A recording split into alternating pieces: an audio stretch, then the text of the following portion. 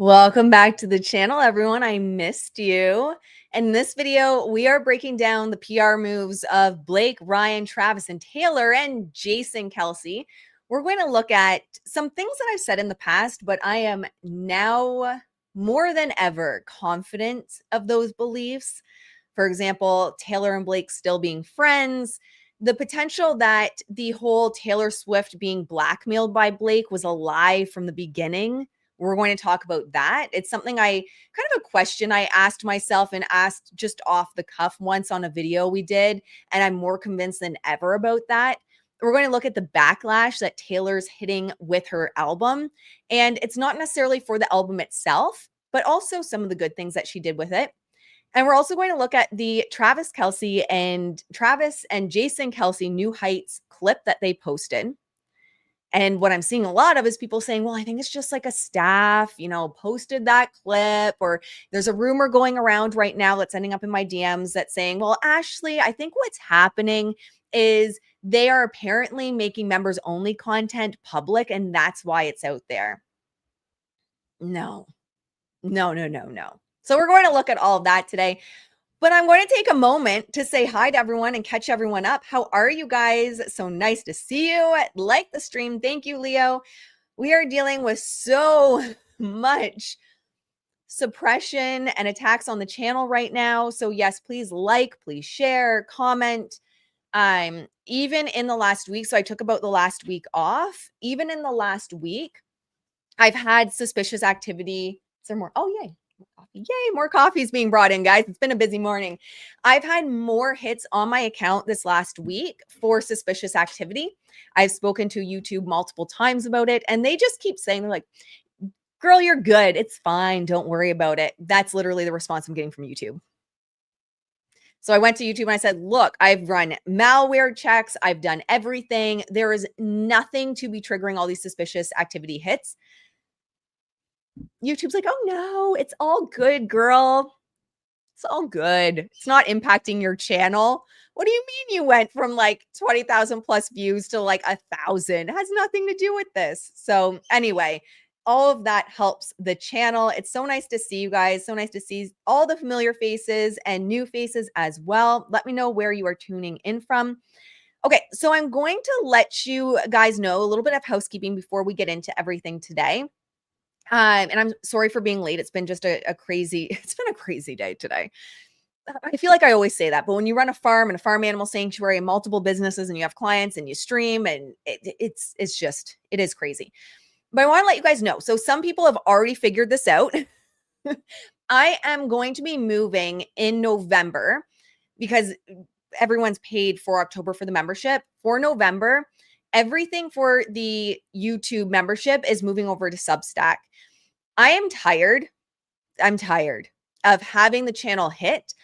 And the thing is, even if I upload things to the members only, I still get hits on them. So I still get flags on them and all that crap. So if I put it over on Substack, it's safe over there for now until censorship hits Substack.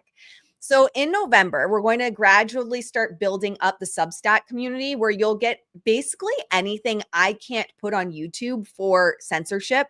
You're going to get those videos in the paid portion. I think it's $10 a month, the paid portion of Substack. So it's safe over there and I can't get hit from it. And then there's going to be a free section of Substack as well. So a community where we can take it off of YouTube. So amazing. And I'm going to show you guys behind the scenes on the free portion, behind the scenes on some of my exposés I do, how I figure things out, what I'm looking for. So you're going to learn a little bit more of how to think like a PR person on the free tier of Substack. But I think one of the most important things is getting things off of YouTube. I see people mentioning Rumble in the chat. They have increased the qualifications to get paid over there. So they also have now, you have to be doing lives, I think 3 days a week or something like that. So they have really high standards, which they should. I think Rumble, from a business move, realized that people are just repurposing their things from YouTube in case they got struck on YouTube. So they have higher qualifications over there. And the reality is, and look, guys, the reality is And I'm going to be teaching you this. I have a new course for those that are newer here. For the last 6 years, I've taken my knowledge of branding, marketing, and PR and put it into courses for those that can't afford or they're not at a place of affording private consulting services. We have a new course that starts, I believe, next week, the Beginner's YouTube Roadmap.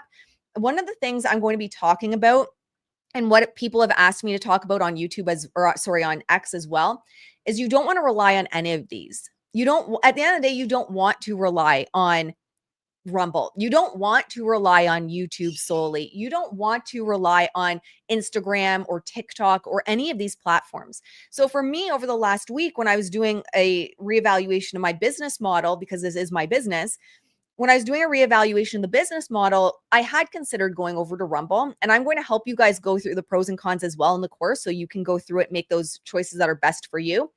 But I don't want to rely on that. And with Substack, you own your list just like you would any other email list. Email list, if you are growing a YouTube channel, guys, a podcast, anything where you are building your business off of it, you need some sort of list. And so that's the benefit over on Substack. No, I'm not leaving YouTube fully. We will still do our lives. I will still have content over here. What is going to go video wise over on Substack is things that are going to get my channel hit here. So if I'm saying things that are a little too controversial for YouTube and there's censorship controls, we're putting that over on Substack because I'm just not willing to have my channel hit. I mean, we're looking at literally a cut in half on my income from last month because of this. So that's pretty significant. But the YouTube membership will close at the end of October. It will only be a Substack membership.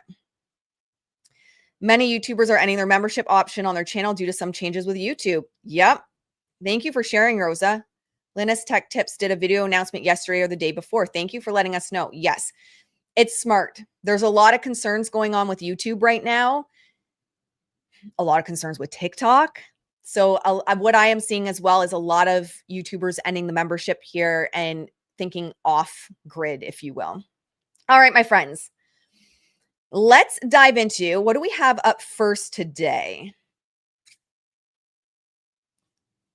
Let's look at Taylor Swift.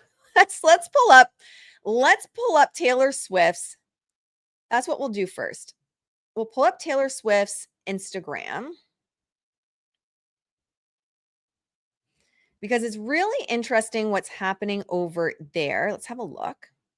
Now, originally this year, Taylor's been hemorrhaging. I actually have a video from earlier this year that talked about how Taylor Swift was hemorrhaging followers on Instagram. Now, in that video, and for those that are new here, I have over 15 years of experience in branding, marketing, and PR.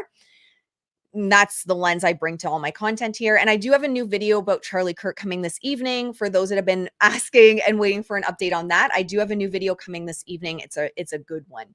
But I've been following her Instagram account. She has been hemorrhaging followers. Earlier this year, I wasn't really concerned. Something with Instagram is it's really built off of consistent content. And there was a lull around the time that she really started hemorrhaging followers where I thought, to me, it's not a red flag at this point because there was a lull. She wasn't really posting much. And that's kind of the name of the game on Instagram, especially if a bunch of people followed her around the Eras Tour updates and then they unfollowed when the Eras Tour was done. Thank you, Leo. It wasn't a huge concern of mine at that point. But the fact that we have, and it's interesting, I do wonder if these are bots, and I'll get into that from the 7th and 8th. But we have, look at this, continued hemorrhaging of followers. We get a little bump. Congrats on your little bump, Taylor, on October 3rd and 4th. And then she loses almost 40,000 on October 5th. Almost 30,000 on October 6th. Now, the reason I say I think it might be bots on 7 and 8, on the 7th and 8th, is we've pulled up Taylor's social media in the past, and she has one of the largest bot followings I've ever seen. Like, we're talking comparable, but even higher than the Kardashians.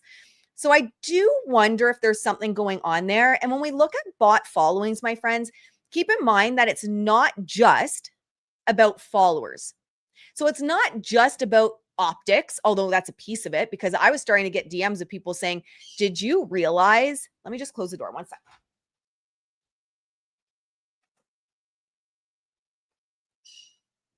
I had people saying to me, Ash, did you realize Taylor's losing so many followers? You can actually start to see it now on her Instagram account. So it's not just for optics, because you don't necessarily want people to start taking notice of that. But another thing with bots and what they can do is they can like rah, rah, happy, happy, happy about what's going on, right? You can have these bots and sock puppet accounts that are going in and they're posting positive things to outweigh the negative. And is it ever negative over in Taylorland right now? And we're going to pull up why. Yes, exactly. Bots will leave generic praise in all of her articles. You got it. That's exactly what it is. So we're looking at a two-pronged approach when her team, and hey, I'm not on her team. I just call the shots as I see them publicly. But, throw what I say in the fuck it bucket, if you will. But I tend to be right more often than I'm not. And then people don't believe me. And then they have my DMs being like, holy shit, you were right. Yes, because I've worked in this industry for 15 years. So one, I would say optics look really bad if your social medias are crashing after an album launch. And number two, the praise, the raw cheerleader squad bumping you up. And the psychology of it as well is if you go into, say, like an X thread or Reddit or an Instagram page, and you're seeing a bunch of people saying that something's amazing, you start to question your own sense of reality. And it will start to actually play on you from a psychological perspective where you're like, oh, well, I guess it's not like really that bad. Maybe I just need to give it another listen. And that's one of the things that felt very bot-like recently. Damn it, I need to plug in my computer. Bot-like recently was there were a lot of accounts of and just as a heads up as well, I get hit instantly by bots when I say anything negative about Taylor. I will end a video and I'll have like 50 immediately saying the same script. So I know that her bots post shit everywhere. But you'll get these people that in these accounts that will post all these positive things on her social media. And right now we're seeing a huge push. Let me pull it up of negative comments. And I don't think, let me show you guys. I don't think this loss is necessarily from the album itself. She's built such a loyal following that it's really hard to just have a bad album and have this kind of loss. Ignore Ashley at your own risk of embarrassment. I love you guys. I love you guys. It's so nice to see everyone. I just needed a break. I just needed a nappy. All right. Let's have a look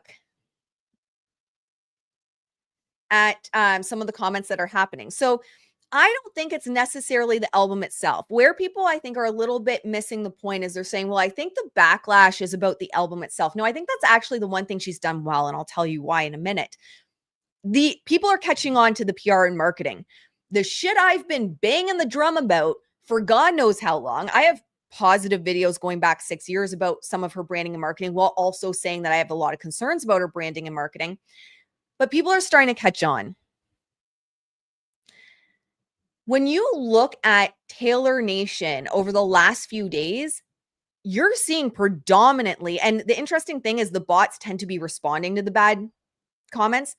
Y'all need to read the room. We don't want to buy a million different albums. Love you so much, but who is doing you dirty by not reading the room on the drops? Well, I mean, that's Taylor. This marketing is so disappointing. Why can't you release everything at once? People could buy CDs, vinyls, and merch at once. One package, one shipping. This is very toxic marketing. It's going to be a little much, guys. The economy is terrible. Our democracy is crumbling, and a million editions of the same album is getting to be a bad look. Another one, we're so tired. Why do you have to do the money grab? Just release the voice memos on YouTube. Hey, so I love and support you, but people are broke and the releases feel gluttonous at this point. Also really wasteful from an environmental perspective.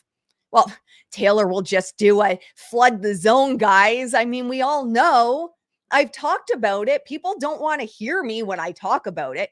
Y'all only like me when I say bad things about people you don't like. And then apparently I don't know what I'm talking about if I say bad things about people you do like. Not saying everyone here, but that's a common theme. We've been talking about this. She's used in marketing and PR circles as one of the prime examples for flood the zone and SEO manipulation. What she did with her private jet use and flooding the zone by going to a Jets game is one of the prime examples that to this day is used as an example of SEO manipulation. So don't worry, she'll make a donation or something and fix that capitalism atrocity thing that's going around right now. She's due for like a hospital visit or a donation coming up. Please listen to us fans. We don't want this. It's so inauthentic and cash grabby. The marketing and capitalism on this are atrocious.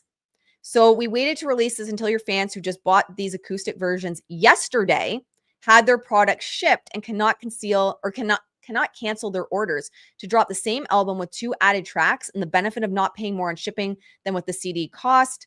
I'm not purchasing this shit. LOL enough. 99 this one, Taylor Babe, how expensive is the wedding going to be? 99% of the comments are calling her out on her marketing. And here's the thing. I think Taylor did boss Babe too close to the sun. Now, you could argue, and one of the things people are arguing is like, well, she beat Adele's record. Well, I mean, we knew the album was first of all, don't waste your time. Do something better with your time than come here with that crap. We knew the album was going to do well overall. She's built like a cult following. We knew overall the album was going to do well. And when you release all these variants and you have the same core people that are buying 7, 8, 20, 30, 40 variants of something, but we knew it was going to do well. Taylor herself actually in an interview said she doesn't care if people are saying good or bad things about her right now because either gets her attention and gets more focus on her album in the first week. Those are Taylor's words. So she doesn't care.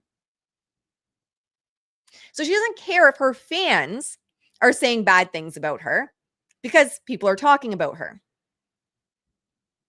Let me see. I think I have that saved.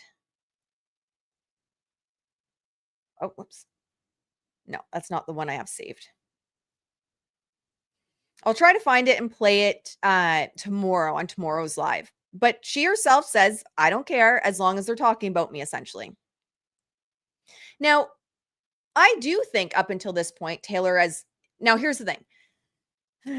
When I say PR marketing genius, which I have called her many times, I've also called out a lot of the sketchy shit she's done many times.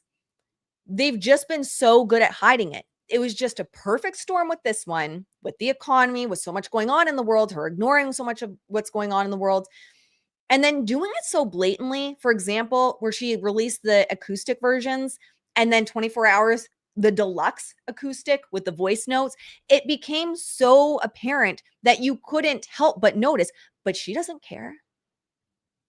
She said it herself. Why doesn't she care? Well, she broke Adele's record. And I hate to tell you, Swifties, that's all she cared about. You can also see it in the marketing for this. When's the last time Taylor's gone on interviews at this rate? She was, and from a business perspective, I mean, you go on, girl, with your bad self. You do the interviews, you market hard. I wish more people treated their launches seriously.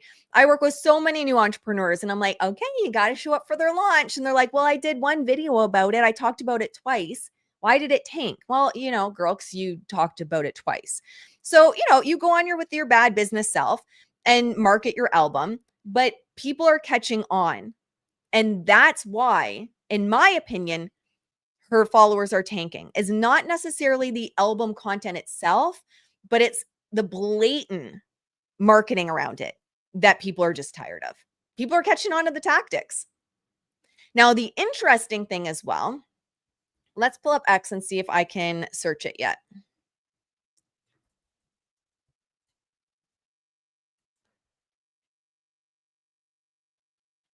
Still can't search it. I'll show you guys what I'm looking for. So we talk about controlling the narrative here, right?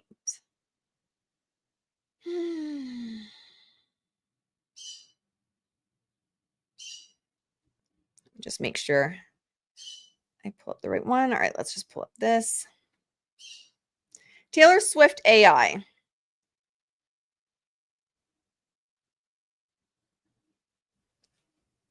You can't search it on X right now. There's certain terms that you can't search in regards to Taylor right now. So very eagle-eyed Swifties and just people in general noticed that all of a sudden Taylor Swift AI, you couldn't search that at one point because there were grotesque images, AI images about her, but then you were able to search it for a bit. This term was removed after people started accusing her of potentially using AI for the songs. People were starting to say it sounds like she used AI or ChatGPT to write these songs. They were talking about, I guess, and you guys probably know better in the comments. Let me know specifically what it was. But in one of the videos, apparently, something looked very AI. And there was a leak that, definitely came from her camp that's saying like, oh, no, it's just like the distortion of the video. Okay. I'm pretty sure that's the same excuse Will Smith used with his AI videos. It's just distortion, nothing to see here. But after that, all of a sudden you couldn't search Taylor Swift AI.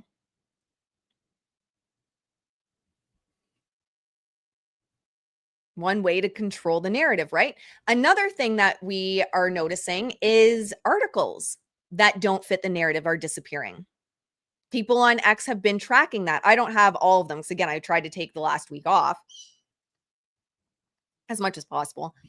But articles are disappearing. The TMZ article that they posted is disappearing. Not only, let me see if I still have it in my DMs. Let me just pull up the...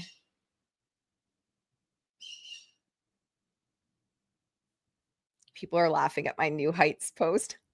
We'll get there. We'll get to the New Heights. Okay, let's pull it up here. So there was a TMZ article about Blake Lively and Taylor. Where did it come up? And swiftly, it was removed. And there's rumors that, there we go, Taylor's team had it removed. I'm not shocked. That's the controlling of the narrative. I can't find this anywhere. So typically when an article gets removed like that, you can find it in the archives, you can find it on the Wayback Machine. I have some software that you can find it so that you can see what was there originally. There's no trace of this. It's like it never existed. That's not something. Oh, thank you so much, Leo. Getting the Substack. I appreciate you. That's not something that just a simple delete happens with. This article was scrubbed. So I was trying to find anything that showed what had been said there, what she might not have liked, but it's gone. For her sake, I hope the lyrics were ChatGPT. I have to admit, I listened to the album and like some of the beats are super catchy, but then you realize that basically every single song's been stolen. The beat's been stolen from other things. So, So anyway, this has been deleted and scrubbed from the internet. This is all control, guys. This is how the media controls things. Taylor Swift has had articles in the past come out about her being a mean girl and things that have happened. So when people say like, you never hear a bad thing about her, that's PR. And you don't have to believe me. It's totally fine. A lot of people don't believe me about Taylor, but they believe what I say about Blake. It just kind of sometimes blows my mind in that regard. But that's part of the process. I shared an article and we did a video on it quite a while ago where even publications are afraid to say something bad about big stars because they'll be blacklisted.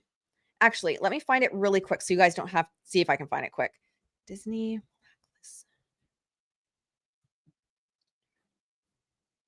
There we go. We'll pull up this article. Look, Snyman, Swiftie related. We've gone over this in the past. This happens. So when people don't believe me, when I say like access, in the past, I've said this. There's some PR people that will come out after I make a video and they're like, it's not like checks are being handed to someone for millions of dollars for access.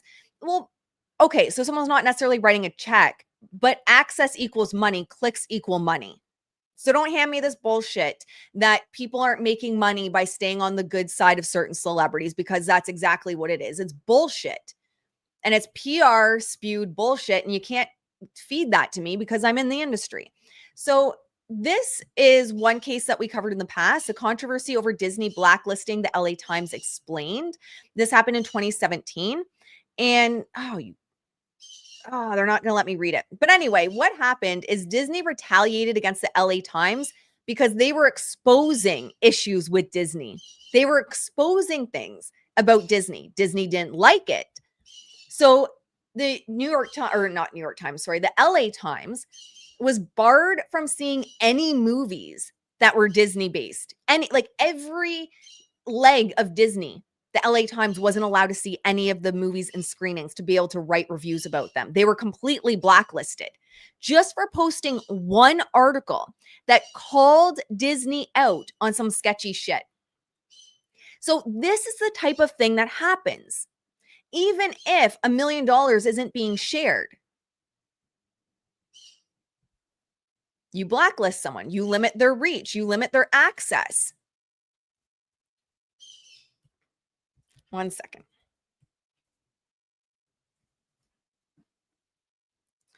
Sorry, guys. Too much noise in the background. Like, I need more quiet. How to deal with it.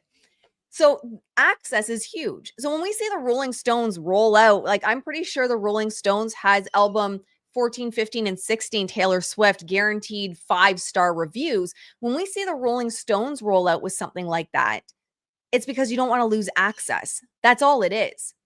Now, the one thing I will say about her album, where I am seeing some Taylor Swift fans praise the album, is they're saying that like she's finally growing, right? Like she's more mature with her sound. Now, we talked about it earlier this year. I said on the channel, I think Taylor's going to burn her brand down. And we actually have a clip here that I'm going to play before we get too much into it. Oh, I have to pull it back up. 1 second.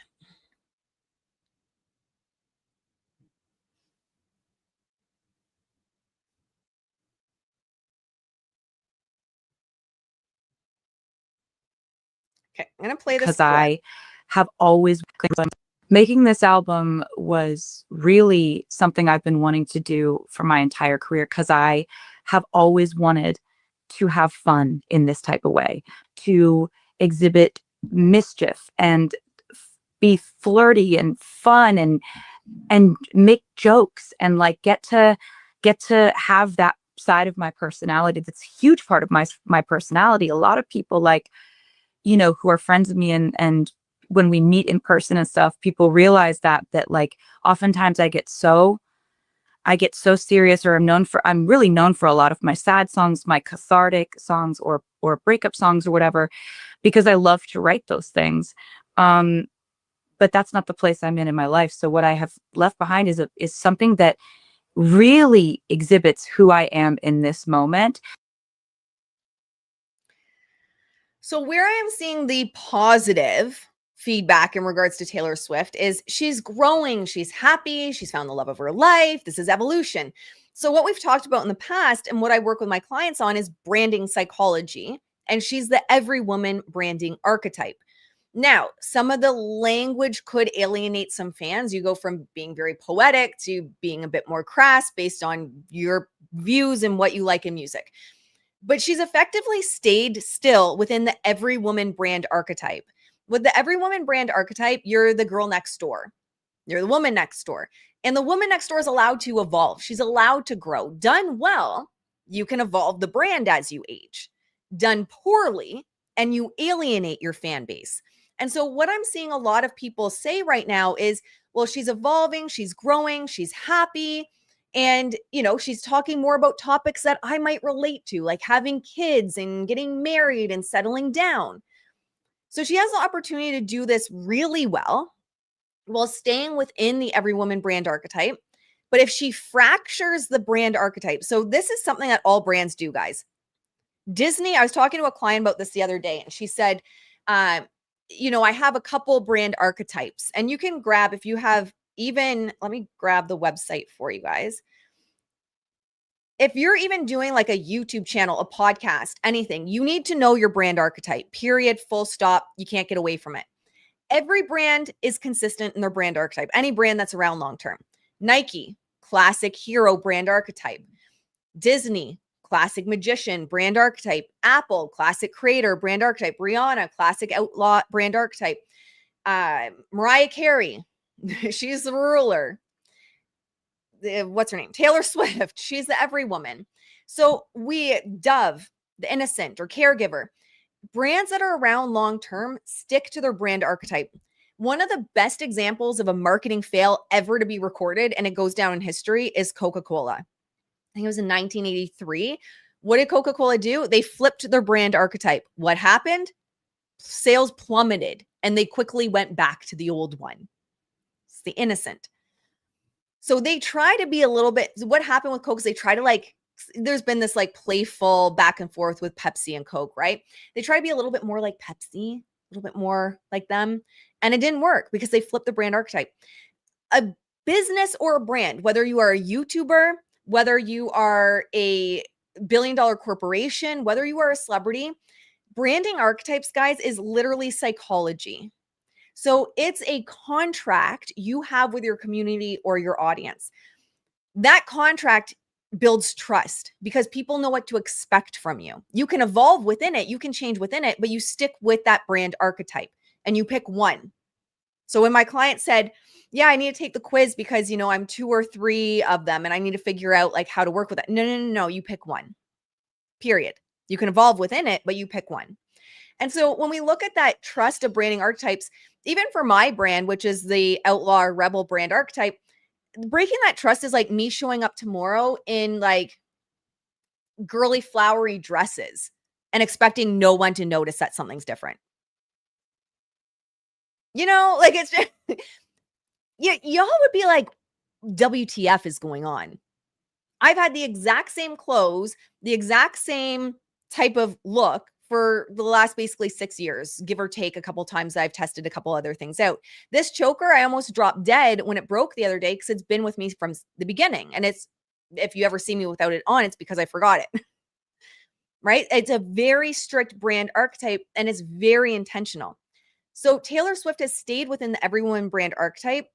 My concern, and where I think it was done poorly on this album, is if you market it as evolution of the every woman, we all get happy. We all want to, shift from being sad constantly to being happy. If you evolve it incorrectly, you alienate people. And for me,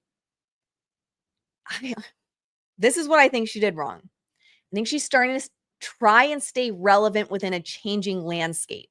And what I mean by that is the changing landscape right now is rewarding more raunchy type music like the Sabrina Carpenter music. Sabrina's not really my jam, but she's really popular right now.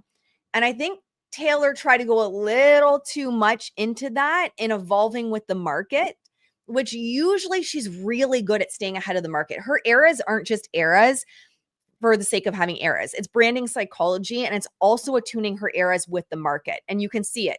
That's just not made up in my head. You can see it. She's attuning to the market. She's staying ahead of the market, and she's evolving her brand with the market to stay relevant.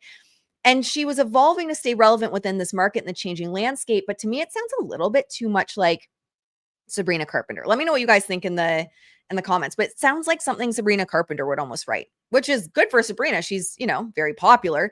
But when you're trying to maintain a brand you built and you start to fracture the trust that people have in you based on your own words, that's where you're going to start having issues. Obviously, the sales are still up there because the sales are always going to be up there. I don't think you're ever going to effectively see Taylor legitimately fall because of the Swifties, but you're starting to see that fracture. You're starting to see Instagram followers go down. You're starting to see people fight back in her comments against some of the tactics she's using.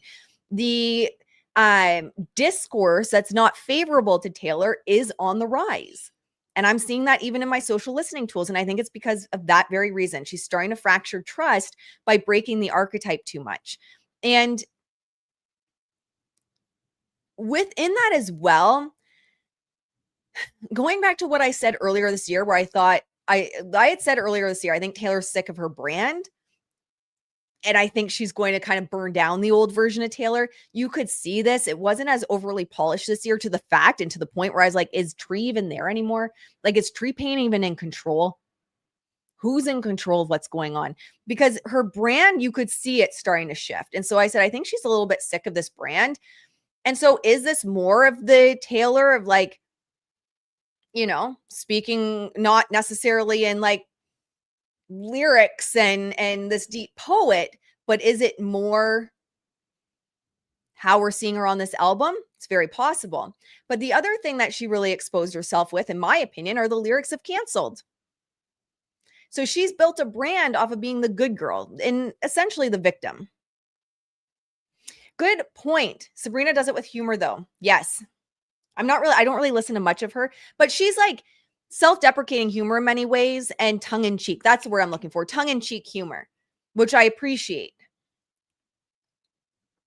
That's a great point. Thank you for making that. And another way I'd look at that is she doesn't take herself too seriously in many respects, which is what works with her. All right. So someone said Substack's American. I'm not American, baby. Although I have an American patch on my coat, but I'm not American. I need to start wearing my Canada hat. All right. Although I remember when I was in Australia, Aussies, I love you. But when I said that one, so I was like, I'm not American, I'm Canadian.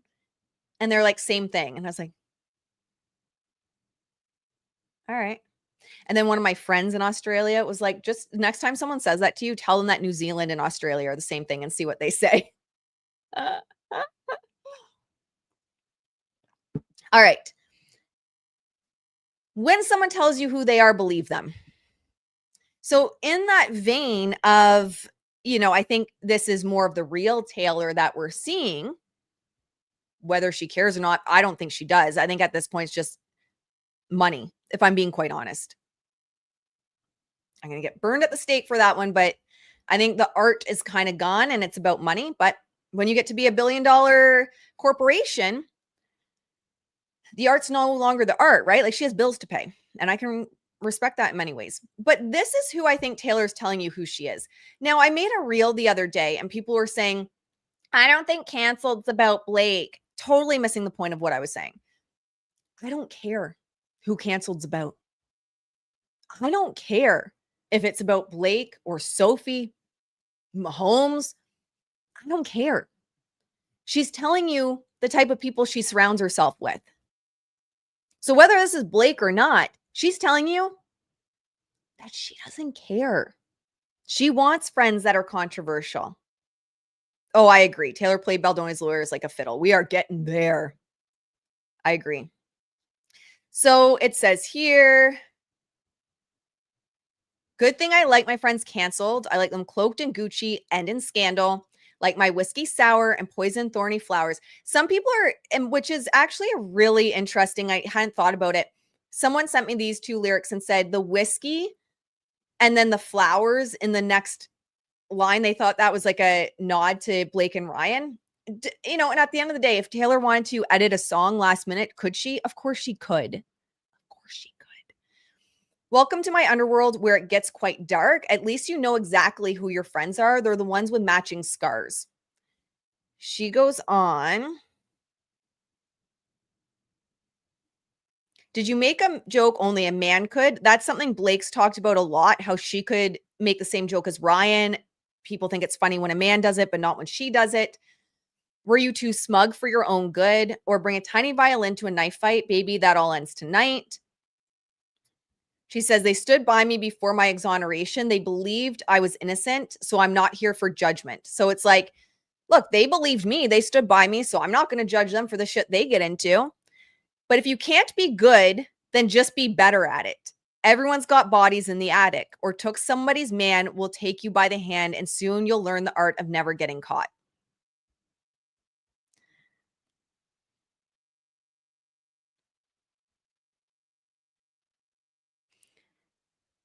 I mean, this is what I've been saying. I felt like vindication when I saw those lyrics because I'm like, this is what I've been saying is she just doesn't get caught. And if she gets caught, her PR team takes control of the narrative.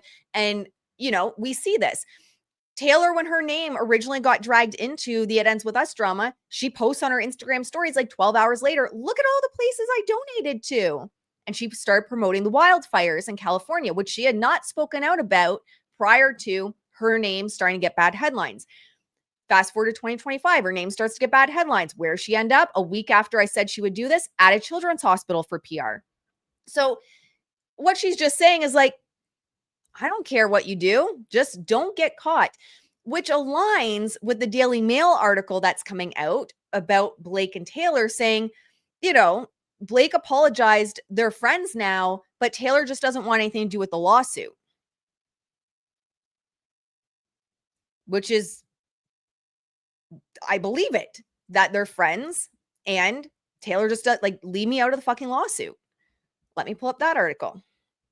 So needless to say, what I'm getting at is I think they're all friends.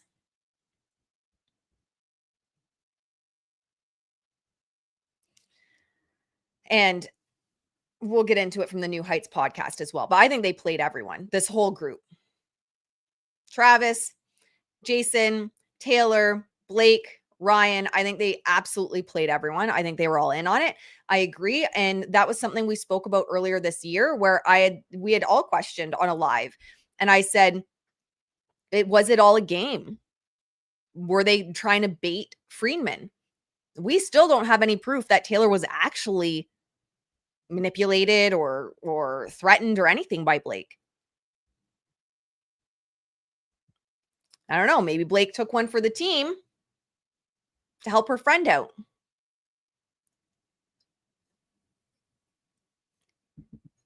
And not only could Blake have taken one for the team to help her friend out, but what an arc later. What an arc for both of them. For Taylor Swift as well. Ooh, the PR. I got my friends back. Look, we get betrayed. People do shit, but like women, we stick together. Wouldn't even surprise me. All right, so we have this article that came out, and apparently the TMZ article was kind of based on this, but again, I can't find any trace of it anywhere. This is saying that following the release of her studio album, Swifties are deciphering the lyrics, which is in of itself a PR move, guys. Easter eggs are a PR move. It's called gamifying your brand. So I want you to remember that word, especially if you have a business, gamifying your brand. Taylor has gamified her brand to the extent I have not seen in history. Being in the industry, I study this. I've never seen anyone else gamify their brand to this point. And when you gamify your lyrics and you have people searching out what it means, even if people disagree and one person's hearing it's Sophie and the other person's hearing it's Brittany, it's all talk. It all drives sales.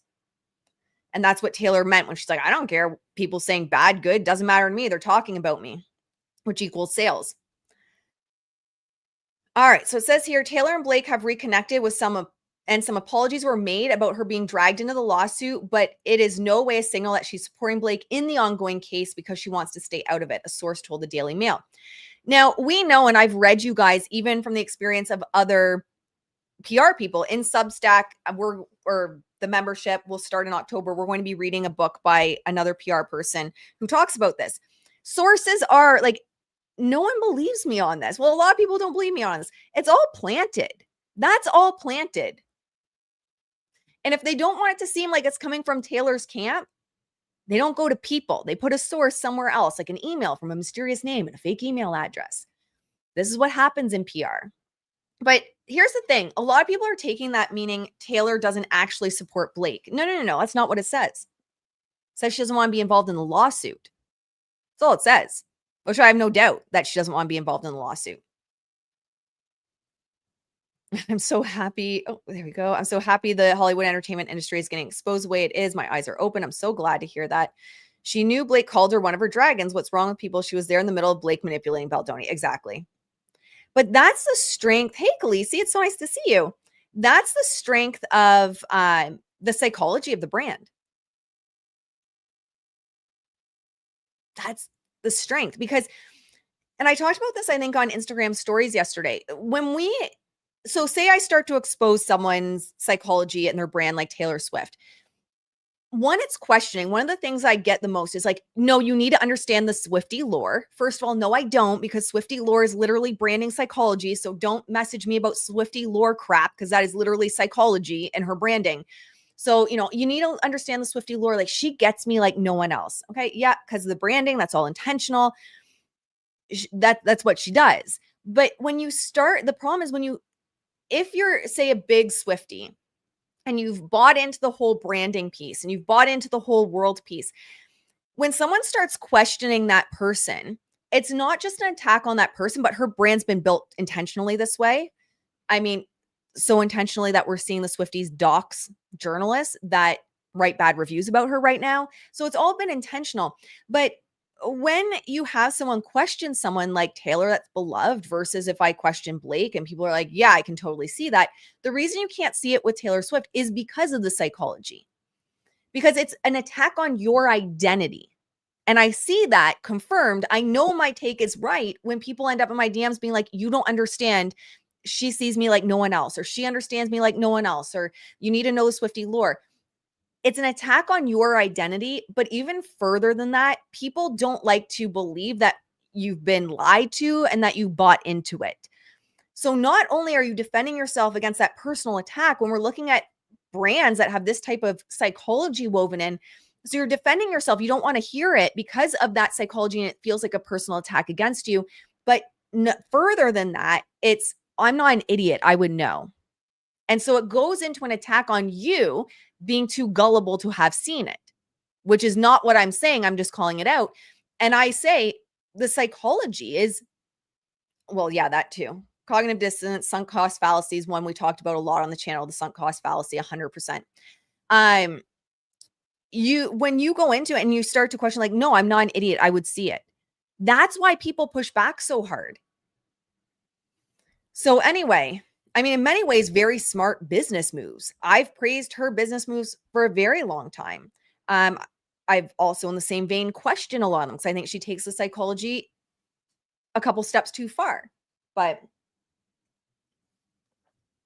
anyway, that's all it is. It's psychology. I think they've been friends all along. And actually, let's go over to next. Jason Kelce. I shared this on X yesterday, and someone's like, he's not the one that's still playing football. I'm like, where did I say he's playing football still? I just said that he's following Blake. What are you talking about? Sometimes critical thinking is just, what does Elsie say? Critical thinking's chasing you, but you're faster. I love Elsie. She's a hoot. Oh my gosh, it's also so funny. I have to tell you a story. So yesterday, I meant to message Elsie last night, sent her a text to show her, but I was dying. Someone commented on one of my posts, like super sweet, right? But then she tags Elsie, probably thinking that she was on Elsie's post. And she's like, Elsie, thanks for pinning this comment. More people need to see this. And so I was going to message Elsie and be like, people are thanking you for pinning stuff on my profile. On my Instagram. But no, we're big fans of Elsie here. Hello, MDR. I miss seeing you. I think real friendship is based on character first and trust second. If they're still connected, I doubt it's a real friendship. Very possible. I think, in the industry and Hollywood, it's like keep your friends close, but your enemies closer as well. 100%. I don't know. I mean, let me know in the chat, guys. Do you even think there are real friendships in Hollywood? I don't think so. I don't think so. Critical thinking's on the endangered species list, literally. Okay, so talking about how I think they are all still friends, let's flip over to Jason and Travis with their New Heights podcast. And they reposted, so I make sure I'm clear. They reposted a clip from an old episode. The episode, I think, was about a year old. It ends with lawsuits. I posted on Instagram, I believe it was a year old roughly. But they posted this clip. Now, Jason called Blake Lively a good friend. So I immediately went over to Instagrams, and Jason Kelce actually is following Blake Lively still. Following only 68 people. Blake Lively's one of them. So there's that. Here's also the thing. I'm hearing some people say, like, there's no way that the two of them are posting stuff on YouTube. Like, their team's posting it. Regardless, one, they're the CEOs. You are responsible for what goes on your channel. You are responsible for what goes in your brand. One of my biggest pet peeves, not saying they did this, but one of my biggest pet peeves, and I see it in the industry all the time, is something goes wrong with the brand or there's a PR crisis and the brand handles it wrong by blaming the staff. And like, no, girl. Your name is CEO. You're responsible for what goes out. Pull up your big girl panties and deal. Whoops. deal with the repercussions there. But let's look at that episode. We'll pull it up here. I don't think it was an error. In fact, I think number one, they were soft launching a friendship coming back out. Mark my words on that one, because it's an epic character arc for Blake and Taylor on both sides.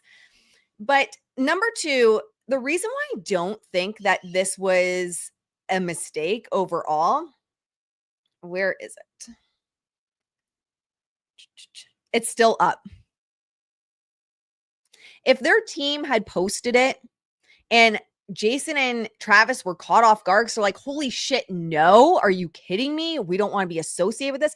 Do you know how fast Tree Payne would be on the fucking phone with Travis speed dial being like, we don't want to be associated with her, take this shit down immediately? Do y'all know how fast she would be on there? So don't come here and say that it was some kind of mistake or the staff did it, because it would have been taken down as fast as that TMZ article was taken down, which was like, poof, and there's no proof of it anywhere. So it's still up. I don't care how old it was. It was posted a day ago. So let's just see. And of course, thanks for subscribing to Wondery Plus. I haven't. You idiot. It's a symbol that their friends are always with them. And I was like, oh, okay. That makes sense. I guess I kind of get the pants, but I wanted the pants to be more of a major part of it. I wanted them to be like actually have magic in some way. And when they didn't, and they were just a pair of like jeggings that fit everybody's shape. Yeah, and everyone had just a disappointing. specific thing that happened. So anyway, we don't have to play the whole thing, but they're reviewing essentially, as you can see here, Sisterhood, the Traveling Pants. To them when they had them on. Like they were just mind blowing that these things there's like the first pair of pants that had like spandex in it or something like that in 2005. The stretchy and they were ones. like, wow, how do we all fit these jeans? It's called stretchy jeans. And I love my stretchy jeans. I live in yoga pants now. Funny story is when I left corporate, so this is just like a little side road we're going to go down. I'd wear, when I was just like over corporate, I'd wear my yoga pants to the office every day, and they sent out a memo getting pissed at people. And my boss was like, don't you want to be taken seriously? Like, wear what you would wear if you were at a higher position. I'm like, if I was CEO, I'd be wearing yoga pants every damn day. And then I left 2 days later. So I live in my yoga pants. But this is intentional, guys. Another reason why I think it's intentional, other than the fact that Tree would have been on the phone as fast as humanly possible if Taylor did not want to be involved or have any association with Blake. Like, y'all would have been barely able to get screenshots of this. This is the weird thing for me. 3.12 million. They had 3.1 million subscribers yesterday. So actually, why don't we see if we can pull them up on Social Blade? Why not?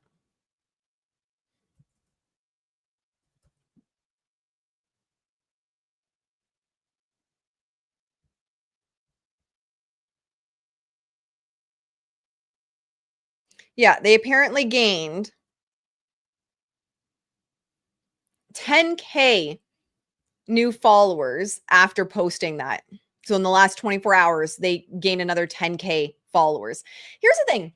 People don't care if you're hate watching. I said this about Blake movies. They don't care if you're hate watching. They don't care if you just tune in and click because you're pissed that they're talking about Blake. It's all clicks, which equals money for ad revenue, but also sponsors. But this is the thing that is really weird to me. They want you to believe they have 3.12 million subscribers, but look at some of these views. Like, you're getting some good views. This one here only has 13K. Even the one about Blake, only 37K. 8.4, 14, even 41 is bad. 18K. Like, these aren't 20K, 14K. You get some good ones, 26K. You're getting a couple good ones. The engagement advice got 128K views. I mean, they're milking the whole, whether you believe that the relationship with Taylor is PR or not. I mean, they're leveraging it for PR. They're leveraging it for money for sure. But these views, you compare it to someone like Candace. Now, she has a couple more millions, but still, I'm just going to pull her up in the background and look at what her views are. 1.9 million, 2.4, 2.8, 2.8, 6.7, 8.8, 1.7 million, 1.2 million, 983 million. I mean, she bats over 1 million consistently. I don't know. Something doesn't add up for these kinds of views on this channel. Now you got the 23 million from when Taylor was on. But anyway, part of PR is also controversy, right? So I do think there's an aspect of this that's like soft launching, like bringing Blake back into the conversation. But controversy also gets clicks. And let's see.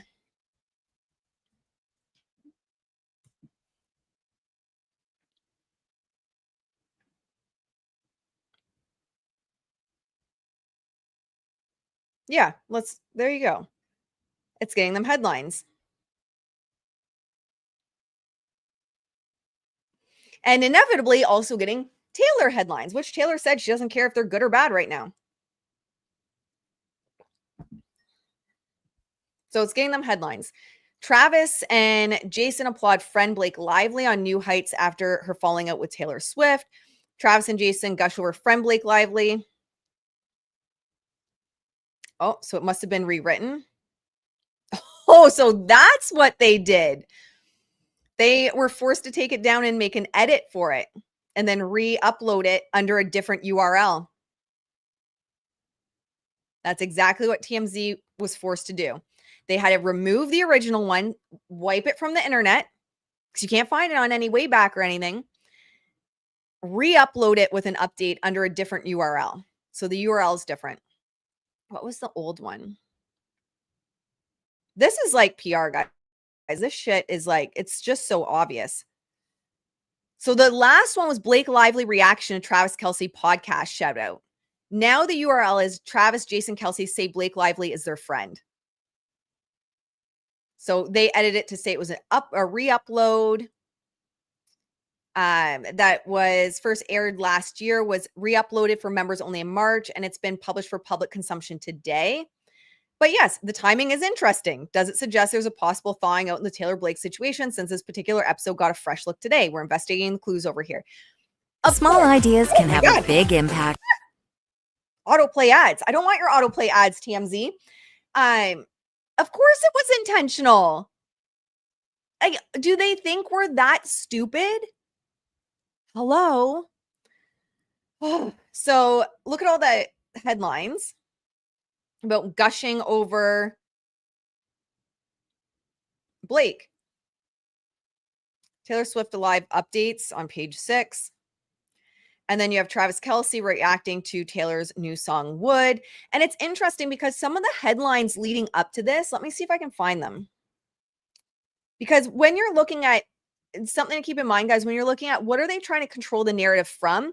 Narrative control, PR is essentially reputation management, narrative control. You're always looking at like, what are they trying to push down? And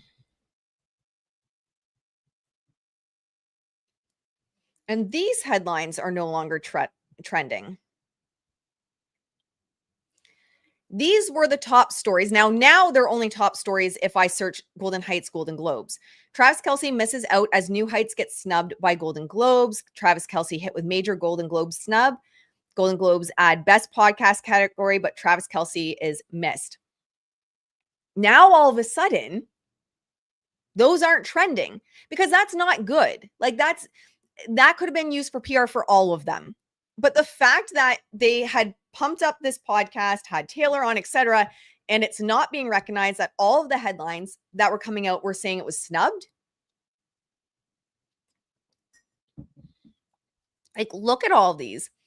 New Heights snubbed for Joe Rogan. Travis Kelce snubbed by Golden Globes. Travis Kelce dealt major Golden Globe snub. These were all what was dominating. And now it's all controlled. Now, when you're controlling the narrative, doesn't mean that it's just all like necessarily positive, right? But you're controlling it so that you have control over what's trending. So anyway, I think that they are all friends. I think they've been lying all along as part of narrative control. I think that Taylor's song Canceled tells you exactly what the problem is. And the problem is that Blake got caught. That's the problem. When people tell you who they are, believe them. She told you what the problem is. And I also think that it's no mistake. It has nothing to do. If in brands that are so hyper controlled, especially now that they're not just adjacent to Taylor, but the family of Taylor now, with her being engaged to Travis, and Taylor's brand is so tightly controlled. You mean to tell me if it was just a matter of going from the membership to public consumption, that they wouldn't have just omitted this one because they wouldn't want the blowback? They wouldn't want to be associated with Blake. They would have omitted this one. They would have left this one out. But they didn't. So it was intentional. It's always about control. Yep. It's always about control. And the interesting thing as well, and you don't have to believe me, I genuinely don't care at this point. I'm in my I don't give a fuck era, because I'm so tired of people not, trusting my opinion on certain celebrities, but only on people they don't like, because apparently I don't know anything about, people that they do like. So whatever, I don't even care. Throw it in the fuck it bucket for all I care.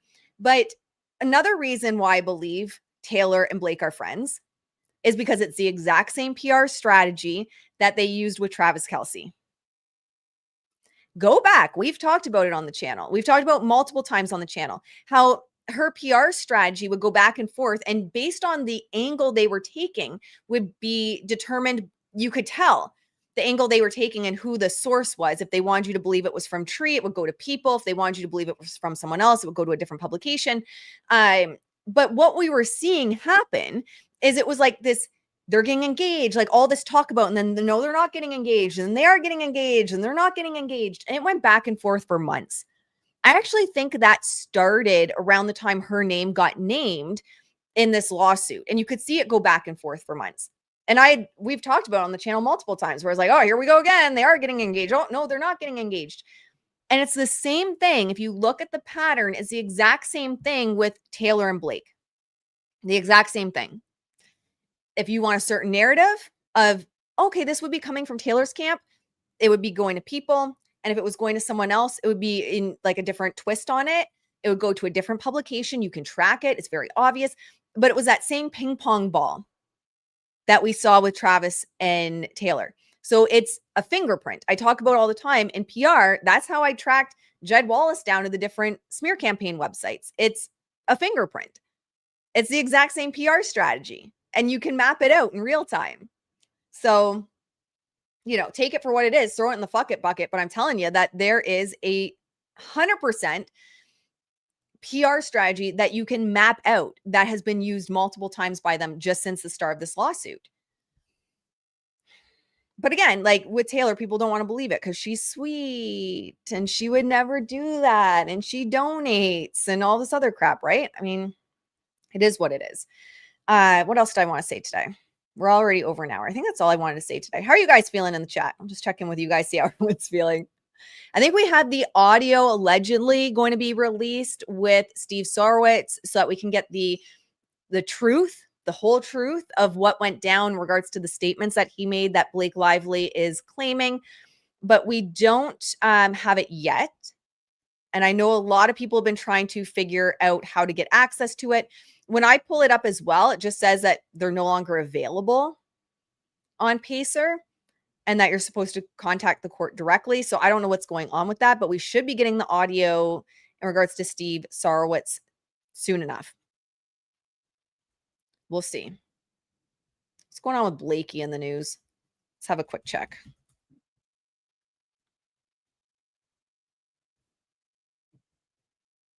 Oh, and another thing I want to say about Blake and Taylor. If you were in like the OG crew on the channel, we had friends of the channel that were on very frequently that were also or are also close with the Chiefs. They're on the inside of the Chiefs. And they had said that it was kind of like an open thing where people would tell Taylor, like, this is kind of the person Blake is. And Taylor was always like, I don't care. Like she wouldn't drop Blake. So it's not like this is like some revelation, right? All right. Let's have a look.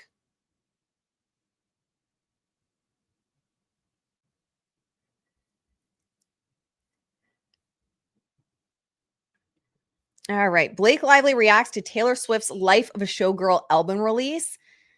What everyone suspects about Taylor Swift and Blake Lively confirmed. Why friends think Taylor Swift's diamond bracelet is a subtle nod to Blake Lively. Taylor Swift may be wearing Blake Lively's jewelry on Life of a Showgirl. Yeah, it's all narrative control. Positive headlines for both of them. And this is the thing with PR as well. It's like, if you aren't doing, so we talked about this with Justin Baldoni in the past, where I'm like, every time he comes out and says something, Blake hits back with like the Darvo abuser playbook angle, right? Like every single time he would get hit with that.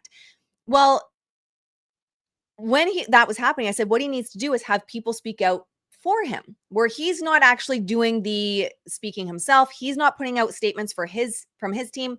Other people are doing it for him.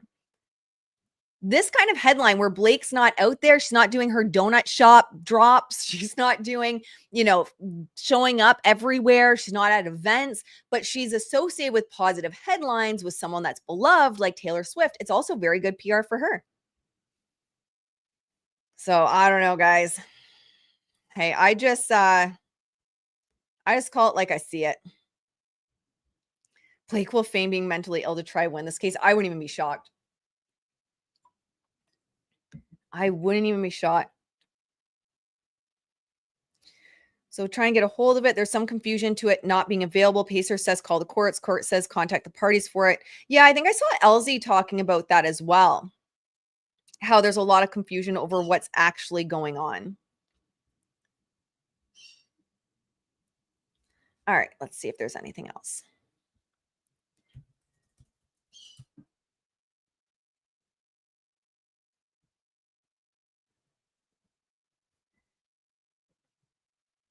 Justin Baldoni. What's going on for Justin Baldoni? Weirdos are melting down over the Kelce brothers referring to Blake Lively. Oh my gosh.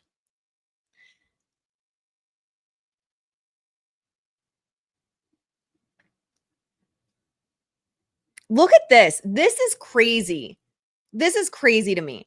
We Can Bury Anyone inside a Hollywood smear campaign is now at the very top of his Google again. That's wild. We Can Bury Anyone inside a Hollywood smear campaign is at the top again. Wow. You never see that. All right, my friends. Well, that was a journey today. I don't know. That's my views on it. I just call the PR like I see it.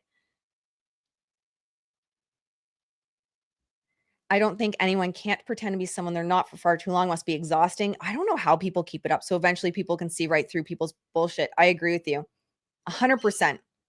All right, my friends, that's what I have for you today. If you are following the Charlie Kirk case, I have a video that's coming later tonight, and I'm addressing the text messages that Candace released, I think 2 days ago, and Turning Point's response. I mean, this is a doozy of a video to come back with. I called out Andrew Colvett previously. I think my last video actually on this case was calling out Andrew Colvett because he's rebranded himself as the best friend of Charlie when he's actually the crisis comms guy. Like he's the Nick Shapiro, right? Like that's who Andrew Colvett is. He's Nick Shapiro. He's the fixer essentially. So I called him out, and it's interesting to see his response to the text messages. And if you're looking for the PR take on that, I will have that video available tonight. All right, my friends, I'm going to leave you with that. I hope you have a beautiful day, and I'll see you in the next one. Bye, guys.